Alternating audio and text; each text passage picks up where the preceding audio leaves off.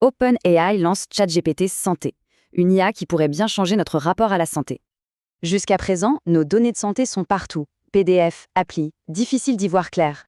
Et si une IA pouvait tout rassembler, de façon totalement sécurisée bien sûr? Il ne s'agit pas de conseils génériques, mais bien de réponses basées sur vos données. Le projet repose sur 3 promesses: confidentialité, personnalisation et supervision par des médecins. Point crucial, les conversations santé sont chiffrées, séparées et jamais utilisées pour entraîner l'IA. Pour la crédibilité médicale, pas moins de 260 médecins ont supervisé sa création. Ils ont fourni plus de 600 000 retours pour fiabiliser les réponses de l'outil. Comment ça marche? On choisit santé, on connecte ses données et on pose ses questions.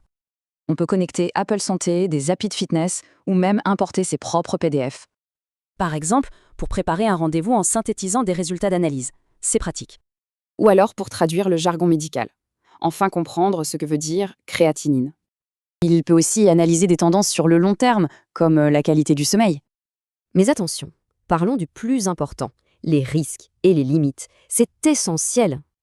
Ce qui le différencie vraiment d'une IA classique, c'est bien la gestion des données personnelles. La règle d'or, c'est un assistant pour comprendre. En aucun cas un médecin. Les risques sont bien réels. L'IA peut se tromper et ne gère absolument pas les urgences. Pour l'instant, l'accès est très limité. Le déploiement s'effera progressivement. L'intégration complète est d'abord pour les USA, à cause des régulations comme le RGPD. On garde le contrôle de ces données. Il faut bien vérifier ce que l'IA retient. On entre dans l'ère de la médecine augmentée, où l'IA assiste les pros sans les remplacer. Petite anecdote, l'acronyme GPT veut dire quelque chose de très différent en médecine. Ce qu'il faut retenir, l'IA est une aide puissante, mais le médecin reste central.